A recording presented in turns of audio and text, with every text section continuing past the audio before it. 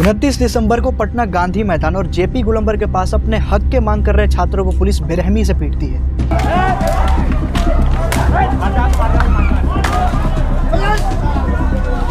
ये तस्वीरें ऐसी दिख रही हैं जैसे ये कोई छात्र नहीं बल्कि कोई चोर उचक्के हो जिन्हें पुलिस दौड़ा दौड़ा कर मार रही है।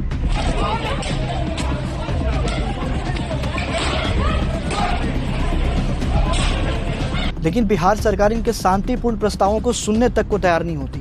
सर हम अपने हक की लड़ाई के लिए 13 दिन से सर गर्दनी बाग में अपना आंदोलन चला रहे हैं। हम लोगों के ऊपर सर लाठियां चल रही। आखिर क्यों छात्रों के साथ ऐसा हो रहा है, ये सब शुरू कैसे हुआ और इन बीपीएससी एस्पिरेंट्स की मांगे क्या हैं? इस वीडियो को अंत तक देखिएगा क्योंकि एक छात्रों से जुड़ा मुद्दा है जो प्रशासन पर सवाल उठाता है।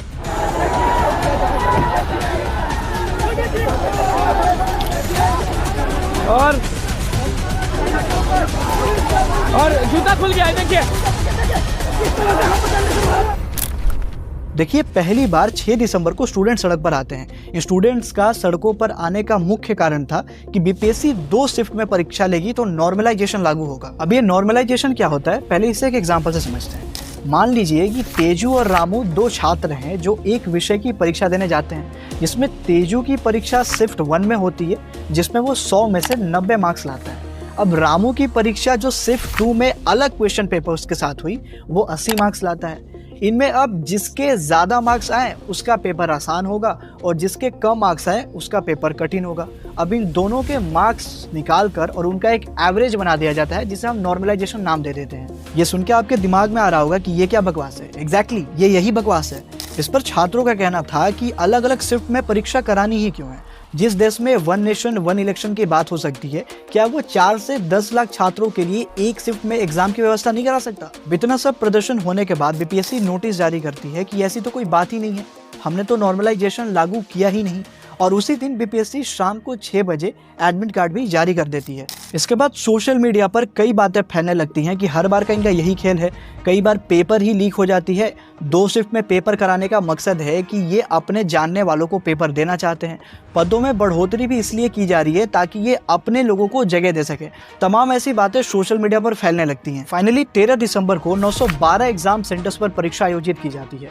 इन 912 एग्जाम सेंटर्स में से एक एग्जाम सेंटर पटना का बापू एग्जाम सेंटर पर बवाल हो जाता है। बात यह निकलती है कि पेपर लीक हो गया। वहाँ के स्टूडेंट्स विरोध करना शुरू कर देते हैं क्योंकि उन्हें पेपर 20 मिनट लेट मिलता है। वो आरोप लगाते हैं कि वहाँ पर कुछ छात्र पहले से ही क्वेश्चन पेपर्स और ओएमआर लिए घूम रहे थे। क्वेश्चन पेपर्स की सील टूटी हुई थी, आंसर सीट्स भी फटे हुए थे और कुछ छात्र ग्रुप में बैठकर ओएमआर सीट्स भर रहे थे। स्टूडेंट्स का कहना था कि एग्जाम में पारदर्शिता होनी चाहिए क्योंकि ये छात्रों के भविष्य का सवाल है। इस बीच इन विरोधों में पटना के डीएम साहब एक छात्र को थप्पड़ मार देते हैं जिससे उनकी एक वीडियो सोशल मीडिया पर वायरल हो जाती है और ये बात और आगे बढ़ जाती है। उधर बीपीएससी आयोग का कहना होता है कि कोई क्वेश्चन पेपर लीक ही नहीं हुआ था, ये सिर्फ अफवाहें हैं। ये बात आयोग की कहते हुई कि एक और वीडियो एग्जामिनेशन सेंटर से सीसीटीवी फुटेज की वायरल हो जाती है जिसमें बच्चे इधर उधर क्वेश्चन पेपर लेकर घूमते नजर आते हैं। अब ये वीडियो प्रशासन का शर्मनाक चेहरा सामने लेकर आती है। अब इन विरोधों पर परिणाम यह निकलता है कि बापू एग्जामिनेशन सेंटर पर जहां 12,000 छात्र एग्जाम देने वाले थे वहां पर सिर्फ 5500 छात्र एग्जाम दे पाते हैं। इस पर डीएम अपनी गलती मानने के बजाय रिपोर्ट देते हैं कि कोई पेपर लीक नहीं हुआ था लेकिन कुछ असामाजिक तत्व एग्जामिनेशन सेंटर में घुस गए थे। तो हम ये पूछते हैं कि भैया फिर प्रशासन क्या कर रही थी वहाँ पर, जब उनके हाजिरी में ही कोई असामाजिक तत्व एग्जामिनेशन सेंटर में घुस जाते हैं, वो भी बीपीएससी जैसी परीक्षा में जिसके रिजल्ट बेसिस पर अधिकारी निकलते हैं। मतलब इससे ज़्यादा शर्मनाक और क्या हो सकता है। इसके बाद 16 दिसंबर को बीपीएससी की तरफ से नोटिफिकेशन आता है कि हम बापू एग्जामिनेशन सेंटर का एग्जाम रद्द करते हैं और ये पुनः 4 जनवरी 2025 को ली जाएगी। अब इस मामले का मेन टर्निंग पॉइंट यही होता है। छात्र फिर से कहते हैं कि ये तो वही बात हो गई जो हमने शुरुआती में नॉर्मलाइजेशन के बारे में बोली थी। दोबारा परीक्षा लेना छात्रों के प्रति क्वेश्चन की ईमानदारी कैसे दिखा सकती है। छात्र को फिर से वही शक होता है कि कहीं ना कहीं धांधली हुई है और छात्र फिर आक्रोशित हो उठते हैं। अब छात्र प्रोटेस्ट करने पर उतर आते हैं और उनकी कुछ मांगे होती हैं, जैसे बीपीएससी की पिछली परीक्षा रद्द हो और दोबारा से परीक्षा ली जाए, एक परीक्षा हो और एक ही रिजल्ट आए ताकि सभी छात्रों के साथ न्याय हो सके। आयोग एक ही परीक्षा के लिए 2 बार परीक्षा कैसे ले सकता है? मेरिट लिस्ट किस बेस पर बनेगा भैया? 911 सेंटरों पर हो चुकी परीक्षा, 13 दिसंबर का प्रश्न पत्र और 4 जनवरी को एक केंद्र पर होने वाली परीक्षा का प्रश्न पत्र एक जैसा कैसे होगा? अगर 4 जनवरी को होने वाली परीक्षा का प्रश्न पत्र पहले की परीक्षा के क्वेश्चन पेपर से आसान रहा तो बाकी छात्रों के साथ न्याय कैसे होगा? यही मांग है जो छात्र पिछले 14-15 दिनों से आयोग से मांग रही है, लेकिन सरकार मानने तक को तैयार नहीं। इस बीच एक छात्र सुसाइड कर लेता है। कई छात्राओं और छात्रों को इस विरोध के दौरान लाठियों से पीटा जाता है। कई लोग हॉस्पिटल में घायल भर्ती हैं।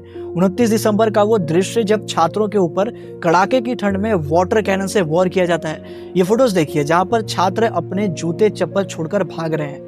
ये सभी छात्र बहुत ही शांतिपूर्ण तरीके से ये प्रोटेस्ट कर रहे थे, अपने अपने हक की मांग कर रहे थे। कई विपक्ष पॉलिटिकल पार्टियों के नेता इन छात्रों के समर्थन में आए। कई बीपीएससी टीचर्स खुद को छात्रों का समर्थक बताते हैं, लेकिन ये एस्पिरेंट्स है भैया। इन्हें सब पता है कि कौन यहाँ राजनीतिक रोटियां सेकने आया है तो कौन कोचिंग के प्रमोशंस के लिए आया है। ये छात्र निष्पक्षता से अपनी बात सीधे प्रशासन तक रखना चाहते हैं। अब जरा आप ही मुझे नीचे कमेंट में बताइएगा कि लोकतंत्र का ये कौन सा रूप है जो अपने ही देश में अपने ही छात्रों की बातें नहीं मानता, उनकी मांगे नहीं मानता, उल्टा उन्हें बर्बरता से पीटता है, उन्हें सुसाइड तक करने को मजबूर कर देता है। इस वीडियो को शेयर कीजिएगा लोगों तक ताकि ये मुद्दा सबको समझ में आए। जय हिंद।